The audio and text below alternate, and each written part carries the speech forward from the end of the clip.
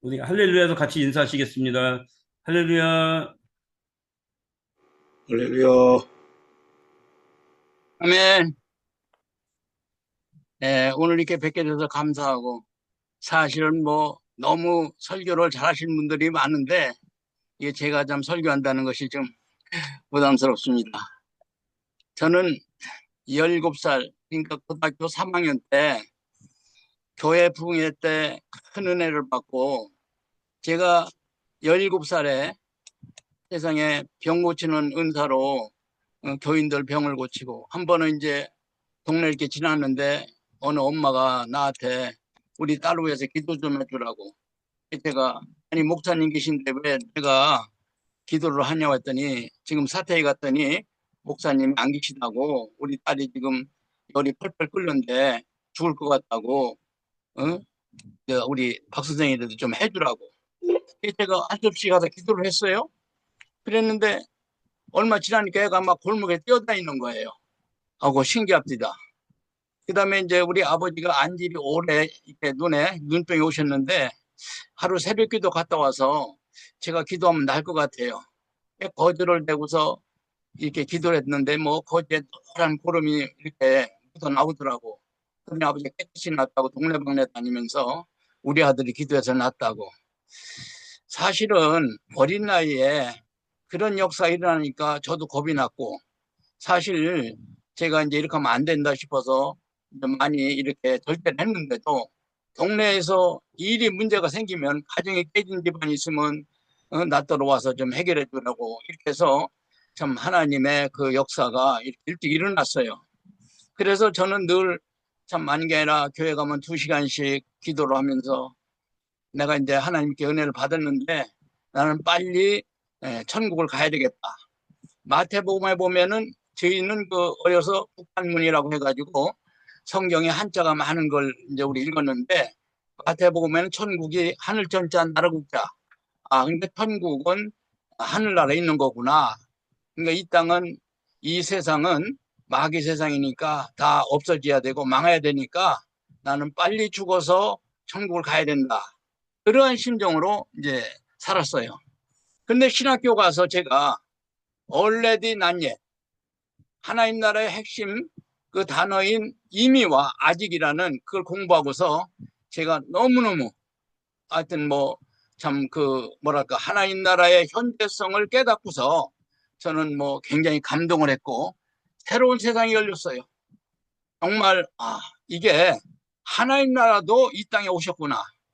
그때 제가 발견한 것이, 2000 지금 2024년이지만 비포 4니까 2028년 전, 지금 계산하면 그때 이미 예수님이 오셨는데, 그 예수님이 하나님 나라다 하는 걸 발견했어요.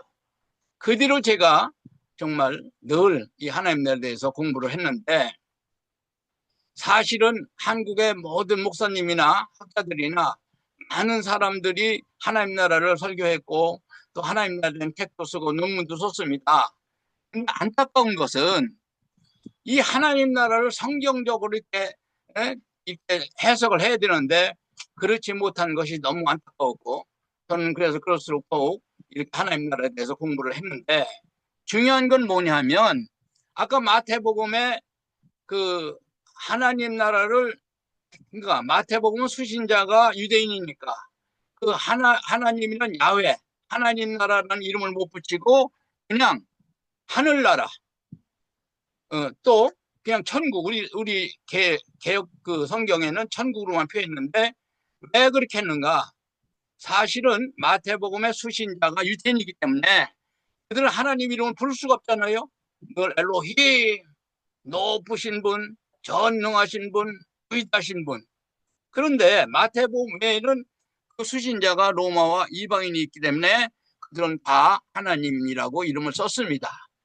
근데 에덴 동산에 있는 그 낙원, 그리고 계시록에 있는 낙원, 그리고 지금 현재 우리가 보고 있는 마태복음의 천국, 그리고 다른 공간 복음에 있는 하나님 나라, 이건 다 동의예요. 같은 뜻이라는 거예요. 근데 중요한 것이, 여기 지금 성경에 있는 천국이라는 그 단어, 그것이 헬라어로 바실레이아. 이것이 우리가 지금까지 오해한 것은 장소의 개념으로 이걸 이해했다는 데가 문제가 있는 거예요. 또 하나님 나라를 통치 개념으로, 물론 정의는 하나님 통치하시는 건 맞습니다. 그러나 통치 개념으로 이걸 이해를 하면 너무 어려운 거예요. 오늘 제가 좀 부족하지만은 제가 깨달은 걸 좀 전해서 여러분들이 하나님 나라를 좀 잘 이렇게 확실하게 알았으면 좋겠고, 이 하나님 나라의 현재성, 역동적인 이 은혜가 있어서 여러분들 사역에 큰 도움 되시길 바랍니다. 여기 예수님이 하나님 나라다. 아까 말씀드린 대로 already, 저는 이 말이 이미 천국이 너에게 임했다. 이제 이렇게 해석을 한 거죠. 그에 대한 해석을 누가복음 17장에서 누가복음 17장 20절에서 21절에 보면은 바리새인들이 예수한테 와서 예수씨, 당신 처음부터 하나님 나라가 온다고 했는데 하나님 나라가 언제 오는 거요? 그러니까 예수님이 누가복음 17장 21절에서 하나님 나라는 여기 있다 저기 있다 못하리니 너희 가운데, 영어로 among you. 근데 그 헬라어에 보면 21절에 이두라는 단어가 2번 나옵니다. 그 이두가 뭐냐? 보고 있지 않냐? 볼지어다. 지금 예수님이 바리새인과 제자들과 여러 사람들 가운데, 그 가운데 서서 하는 얘기가 하나님 나라는 여기저기 있는 게 아니라 나 예수가 하나님 나라다. 이런 얘기입니다. 자, 우리가 이 하나님 나라 해석할 적에 우리 항상 하나님, 예수님, 성령님을 계속해서 연결해야 되는 거예요. 제가 요한복음 14장 16절에 봤더니 예수님이 내가 이제 많은 제사장과 그리고 선지자들 또 많은 유대인들의 그들의 여러 가지 참 고난 속에서 십자가에 달려서 죽고 그리고 부활하신 후에 하나님 우편에 있으면서 내 대신 보혜사 성령을 보낸다.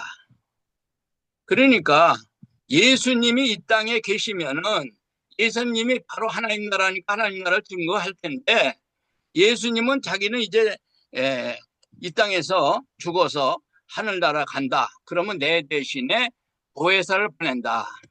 제가요 이 요한복음 14장 16절을 해석하는데 많은 학자들과 또 알만한 목사님한테 물어봤어요. 이게 또 다른 보혜사가 누구냐?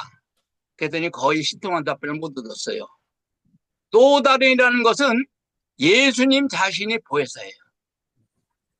그 예수님이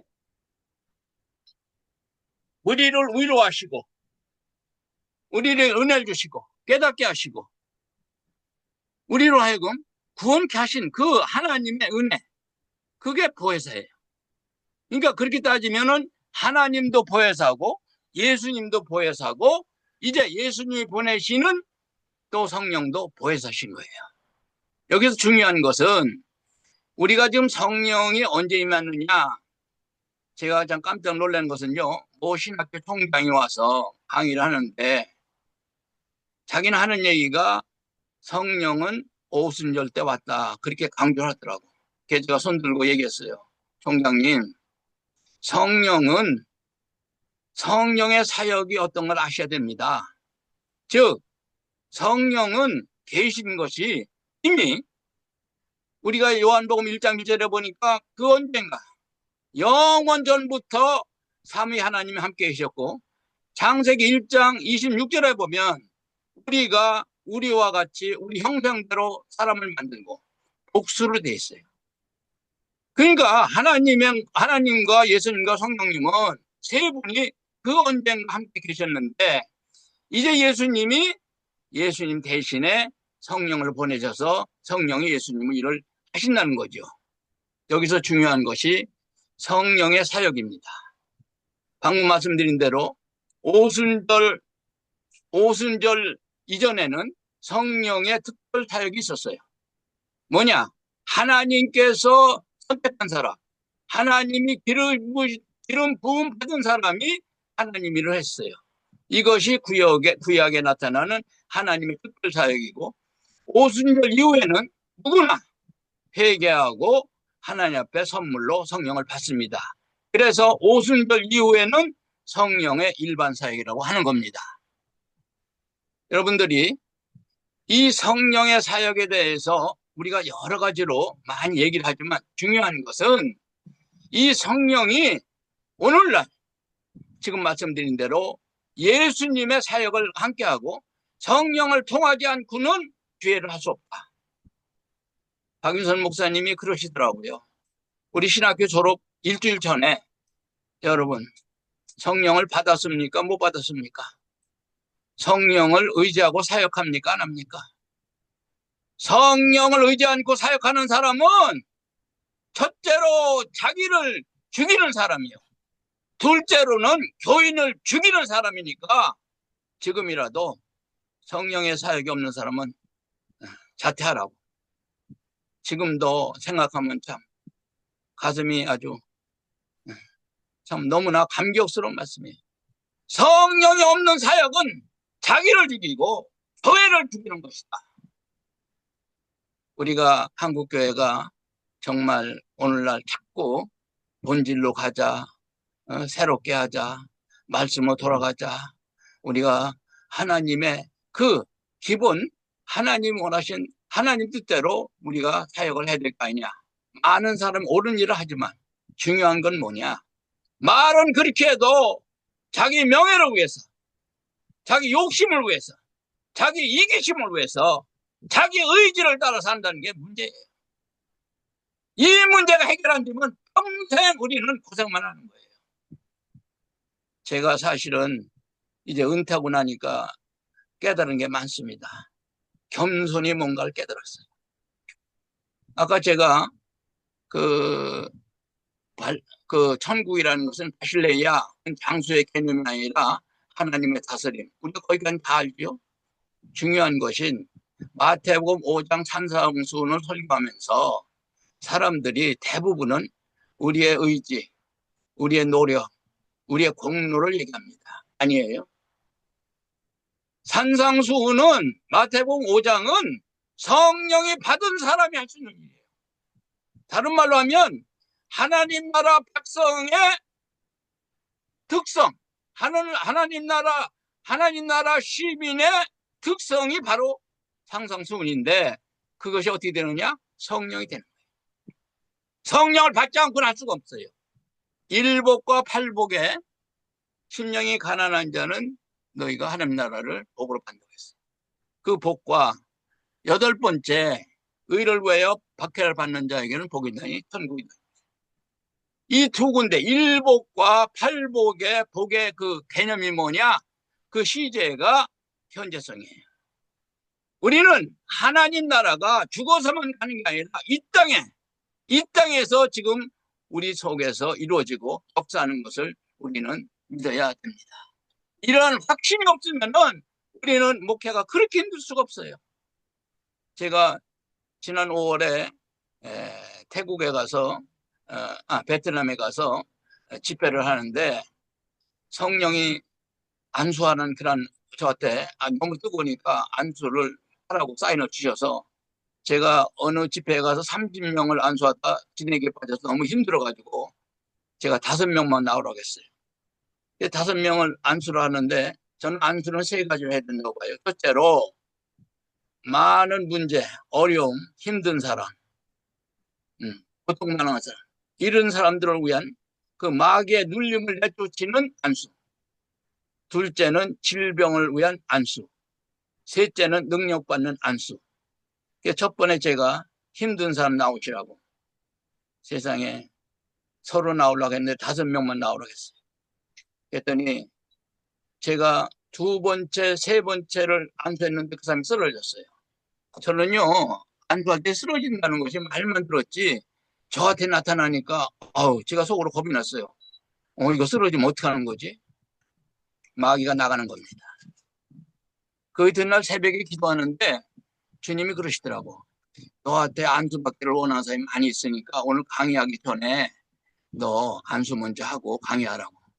그래서 제가 첫째 시간에 얘기를 했어요. 주님이 안수를 먼저 하고 강의하라니까 내가 안수하겠다고.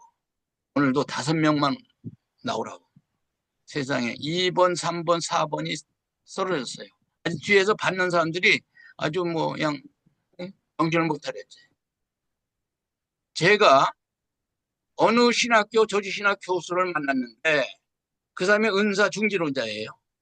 그 사람이 방언을 뭐라고 하냐면 18세기 그 짐승의 소리다. 그래서 그랬어요. 교수님, 사표 내시죠. 어떻게 성령의 능력, 성령의 은사를 갖다가 중지했다고 하고 그런 거 하지 말라고 하고 잘못했다고 하는 것이 그게 목회를 할 수 있는, 응? 목회로 해서 가르치는 교수의 말이냐고. 당신 은사 받았느냐고. 아, 자기는 은사 중지론자잖아. 그러면 당신 교회에서 병자한테 기도하냐고 한다는 거예요. 그 기도 왜 안 하냐고. 은사 중지됐는데. 제가 아주 단호하게 얘기했어요. 사표 내라고. 교수 하지 말라고. 그랬더니 얼마 후에 그 교회 교수 만났는데 아니 그 교수가 나한테 직접 받은 교수가 아주 체벌 시간에 아주 펄펄 끓는다는 거야. 막 방방 뛴다는 거야. 왜 그런지 모르겠다고. 내가 그 얘기했어요. 내가 그 교수님한테 사표 내라고 했다고. 어떻게 성령의 능력을 무시하고 그것도 조직신학 교수가 그럴 수 있냐고. 지금도 만나면은요 저한테 박 목사 기받아야 살겠다고. 여러분 우리 합동측에도 아직도 은사에 대해서 중지를 얘기하고 모 교수가 저한테 전화를 했어요. 당신 박윤선 목사님께 출신이라면서 그렇다고. 박윤선 목사님 은사 중지를 했죠?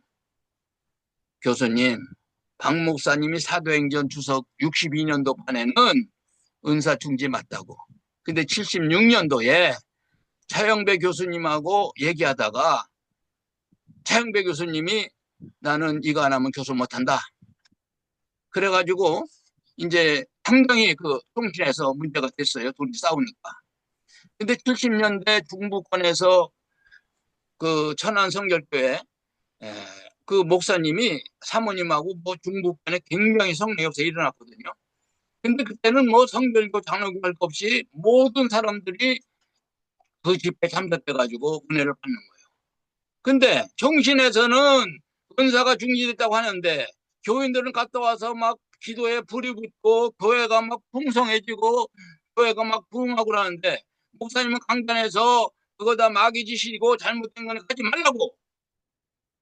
그러니까 목사님들이 박윤선 목사님한테 편지를 했어요. 목사님, 우리 교인들이 정상입니다. 이상한 사람들 아닙니다. 목사님은 은사 중지됐다고 했는데 이거 어떻게 해결해 주세요. 그때부터 박 목사님이 기도하는 거예요. 근데 목요일 날 점심 잡다가 박윤선 목사님은요 식사하실 때에 조기를 좋아하세요. 그런데 이제 권사님들이 조기를 2마리씩 해드려요. 너무 잘 잡수니까.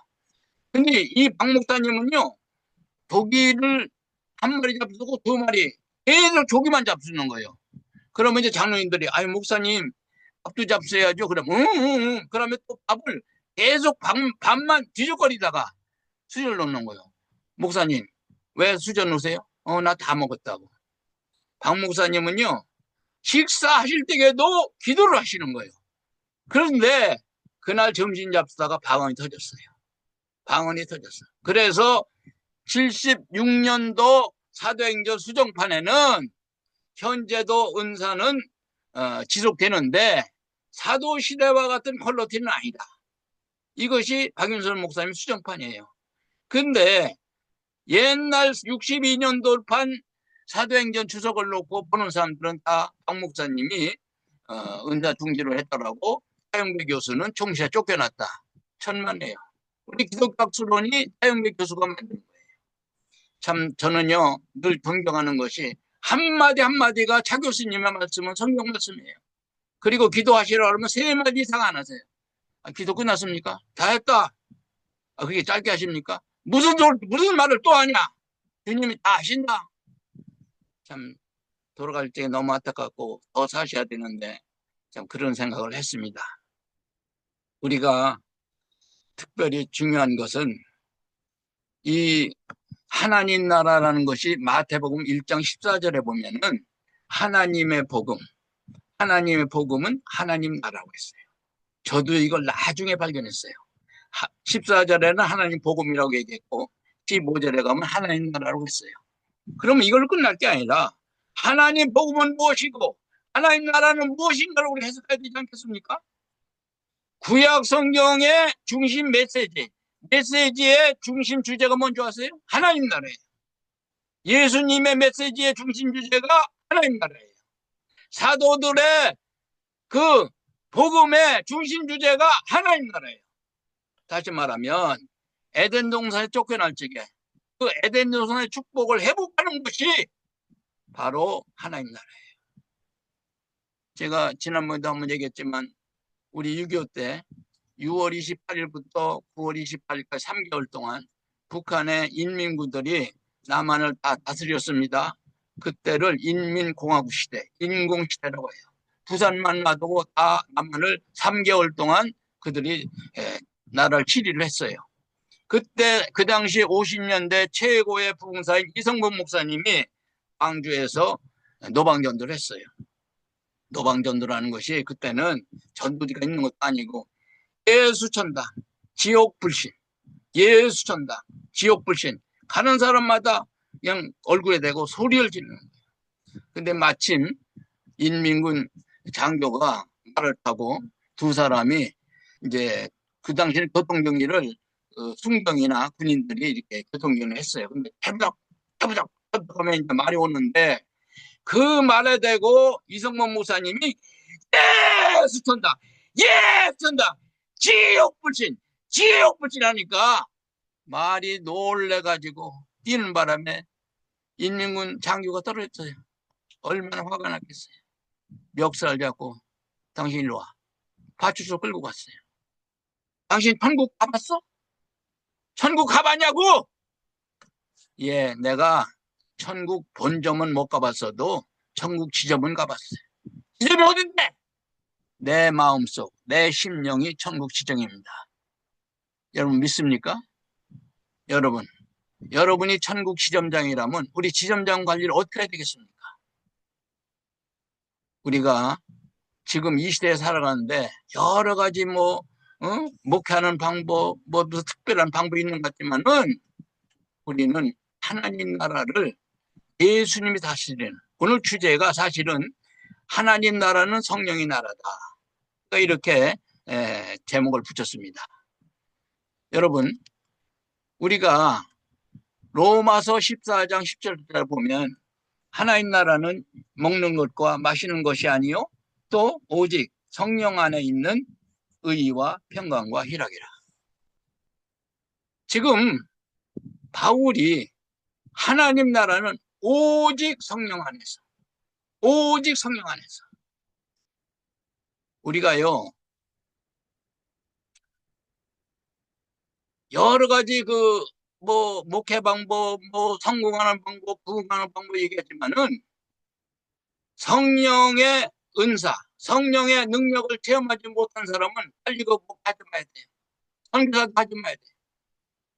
우리나라 유단일 선교사님이 참 존경스러운 게 한 번도 선교 보고서 안 쓰고 한 사람한테도 선교비 달라는 적이 없다.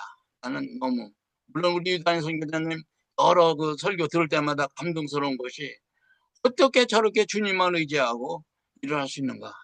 정말 저는 예수님 동생을 보는 것같이 느꼈어요. 우리들이 여기 지금 보면은 오직 성령 하나라는 게 뭐예요? 성령이 아니고는 아무것도 안 되는 거지.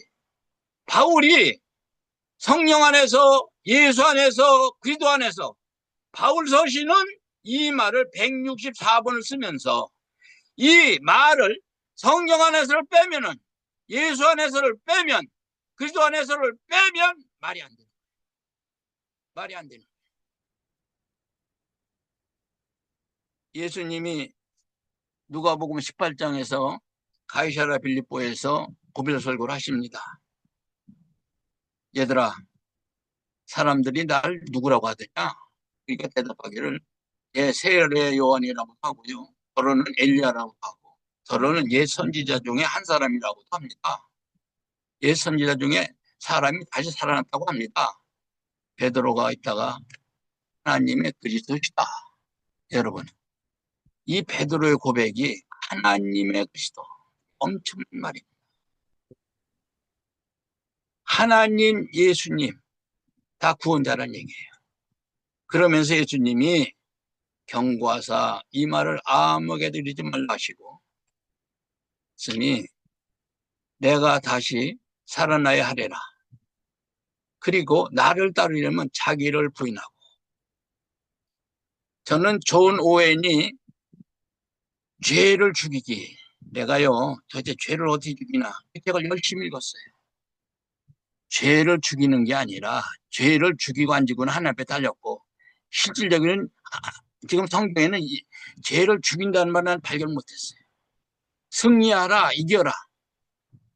우리 속에는요 죄성이라는 게 있어요. 우리 원죄 안에는 죄책과 죄성이 있는데, 죄책은 죄에 대해서 죄를 지으면 우리가 해결하면 주님이 그걸 용서해 주세요. 그러나 죄성은 헬라어로 삭스. 이 삭스는 우리가 평생 예수님이 재림할 때까지 우리 속에 있는데, 이 싸움이 있는 거예요. 우리가 성령 안에서 산다고 하지만, 성령의 능력으로 산다고 하지만 언제나 호시탐탐 마귀는 우리를 유혹하고 공격을 합니다. 이 영적인 싸움 우리가 두 번째 알아야 돼요. 성령만 알아도 안 되고 우리의 마귀, 원수인 이 마귀를 승리하는 방법을 알아야 돼요. 우리가 알다시피 마귀를 이기는 방법은 하는 거예요. 말씀과 기도. 예수님도 40일 금식 기도하시고 마귀의 시험을 받을 적에 말씀을 읽지 않습니까? 우리들은 이 이기는 자체가 성령이 하시는 거예요.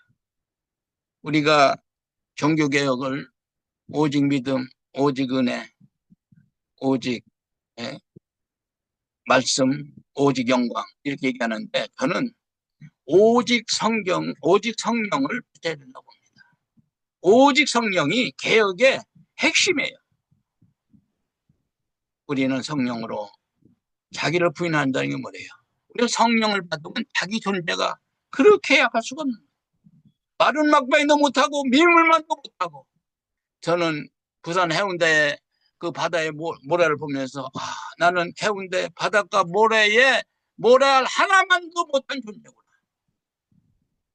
우리는 우리를 다 내려놔야, 다 부인하고 공의 심정으로 일을 해야 이것이 자기를 부인하는 거예요. 둘째로 날마다 제 십자가를 지고.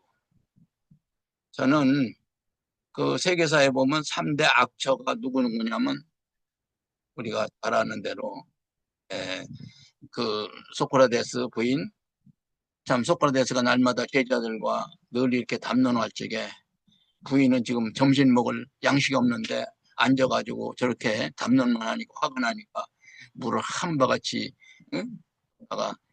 자기 남편하고 제자들 던졌어요. 부인이 우선은 먹고 살아야 되니까 참 이해를 합니다. 여러분, 우리는 원수가 지배했다는 걸 인정해야 돼요. 그중에 제일 큰 원수가 와이프예요. 여러분, 그 유명한 스폴전, 여러분 스폴전 부인이 3대 악처 중에 하나예요. 요한 웨슬레, 여러분 요한 웨슬레가 그 부인이 사실은 웨슬레가 말에 떨어져가지고 엄청나게 부상을 입었을 적에 그걸 치료한 그 사람이 간호사인데, 거기에 정이 끌려서 결혼한다니까 형제들이 다 반대를 했어요. 아주 안 된다고, 그 여자 안 된다고. 근데 결혼했잖아요. 근데 하여튼 간에 요한 웨슬레 부인이 옛날에는 다 유명한 사람들 머리를 길렀잖아요. 그 긴 머리를 붙잡고 방을 조리를 돌렸다는 거예요. 방에 끌고 다녔다는 거예요. 웨슬레 부인이. 여러분, 요한 웨슬레가 누굽니까? 그래도 그는 자기 십자가를 지고 끝까지 일을 한 거예요. 나를 따르라. 자기 이름으로, 자기 계획으로, 자기 이익을 위해서, 자기 명예를 위해서. 안 됩니다. 안 됩니다. 이런 사람은 그만둬야 돼요. 우리들이 성령의 오심으로 말미암아 교회는 늘 성령이 교회를 다스리고, 칼빈이 얘기한 대로 교회는 어머니의 품이라고 했어요. 사랑이 넘치고 은혜가 넘치고 공의가 있고, 사실은 하나님의 속성 9가지, 그걸 딱 두 단어로 정리를 하면은 공의와 사랑이에요. 우리들은 부모님을 하나님의 대사라고 말합니다. 우리는 아버지를 통해서 공의를 배웁니다. 어머니를 통해서 하나님의 사랑을 배웁니다. 우리 부모가 얼마나 귀한 존재입니까? 우리가 제일 먼저 십계명에서 부모를 공경하라.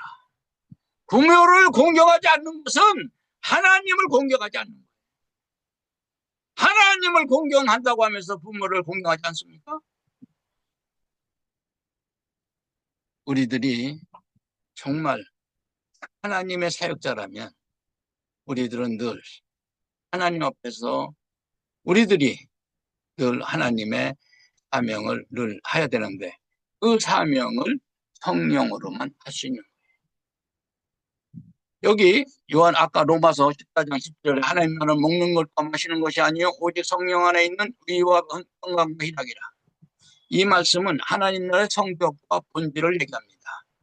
하나님 나라의 성격이 뭐냐? 오직 성령 안에 있다. 제가 지금까지 말씀드렸죠? 오직 성령 안에. 이게 하나님 나라의 성격이에요.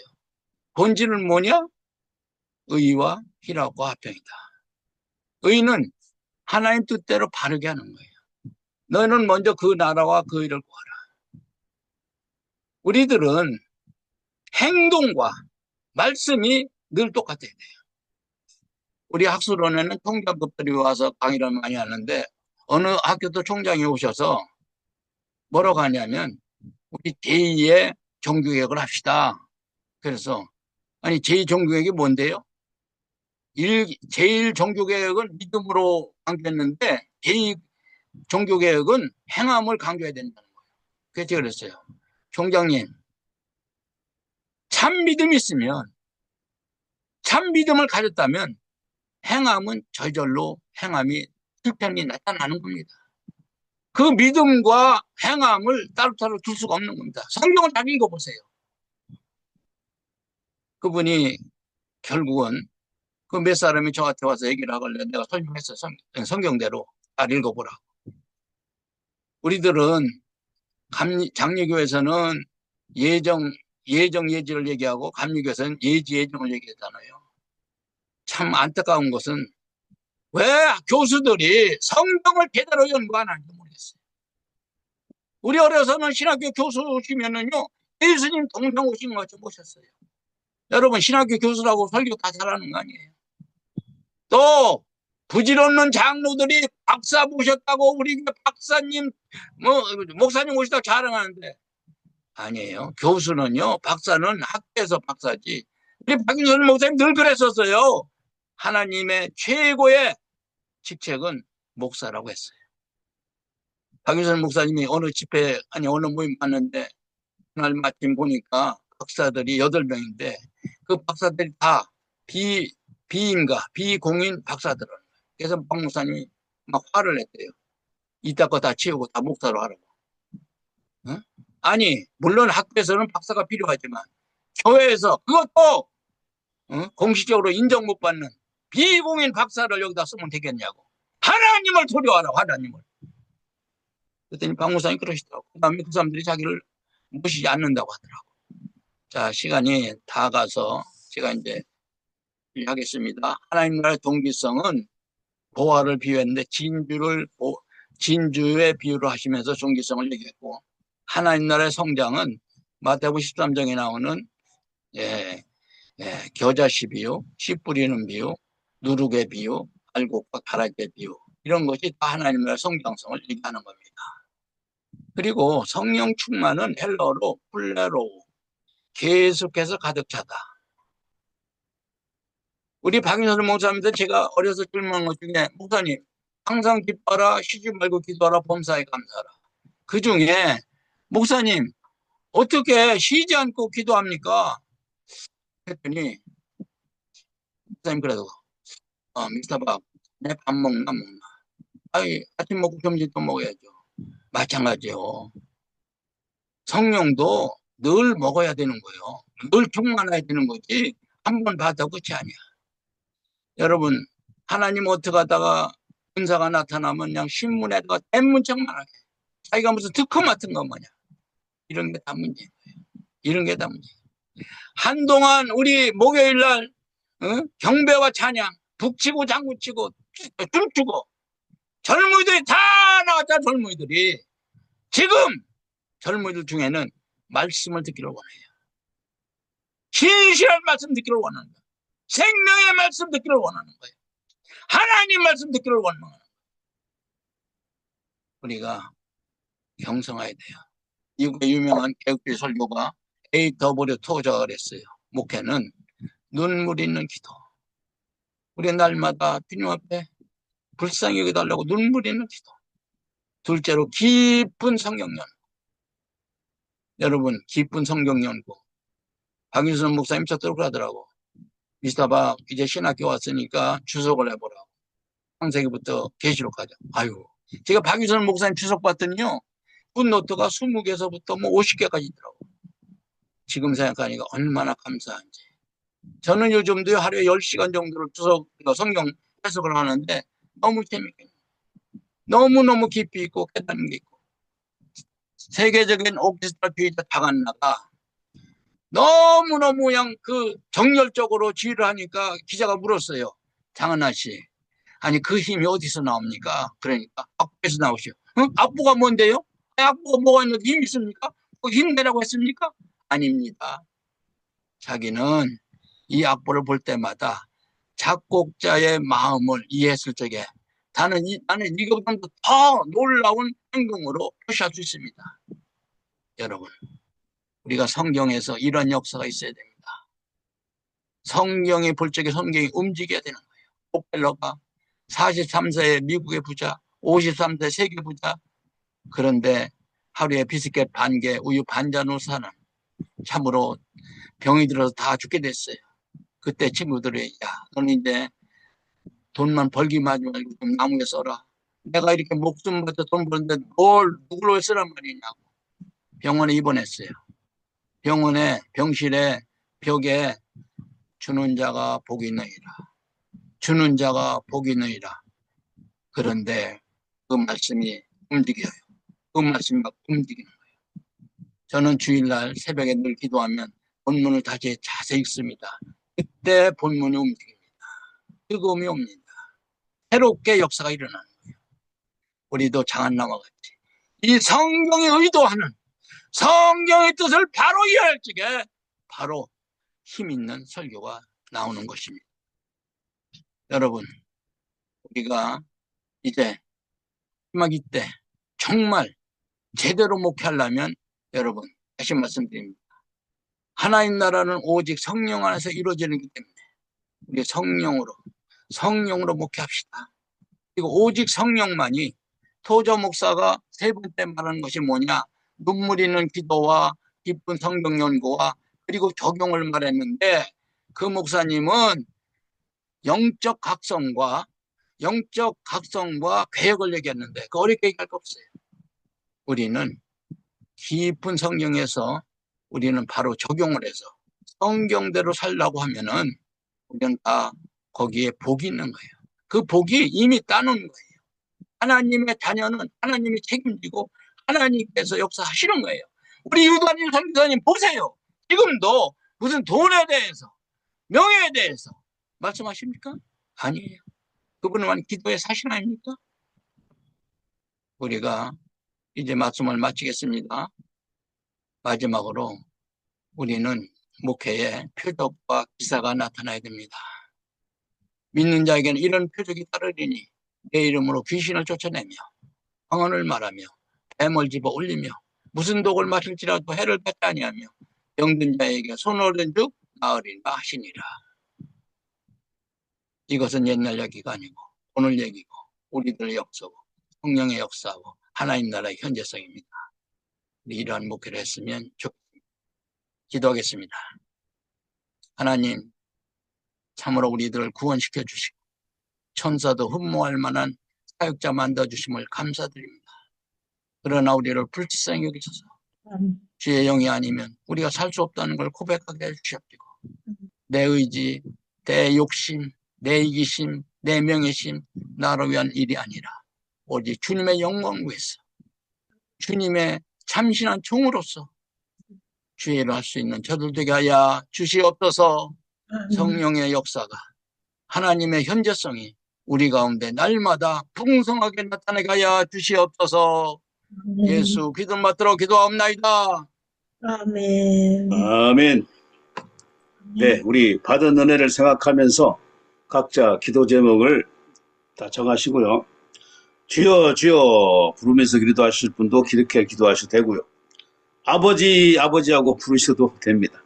자유롭게 자, 마이크 키시고 우리 기도하도록 하겠습니다. 그리고 기도 마친 후에는 최진기 목사님께서 우리 박봉규 사무총장님을 축복하는 아버지 하나님 예수 그리스도가 들어가게. 하나님 아버지, 오늘 밤에 또 정한 시간에 모여서 박봉규 사무총장님 또 귀한 목사님을 통해서 하나님 나라의 현재성에 대하여 배우게 하심을 진심으로 감사드립니다. 아멘. 하나님의 나라는 여기 있다 저기 있다 할 것이 아니라 바로 하나님의 나라가 너희 가운데 있다고 하시며 아멘.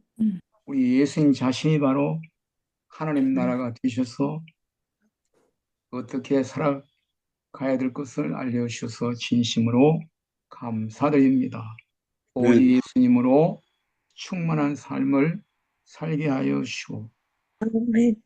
하나님 나라가 저 멀리 미래에 누릴 것이 아니고 지금 현재 가정생활에서 또 직장에서 나의 사역 현장에서 주님이 나타나시는 은총이 성령님의 놀라운 그 역사를 의지함으로 현재 일어나는 하나님의 나라를 저희들이 맛보고 살아가는 복을 허락해 주시옵소서. 아멘.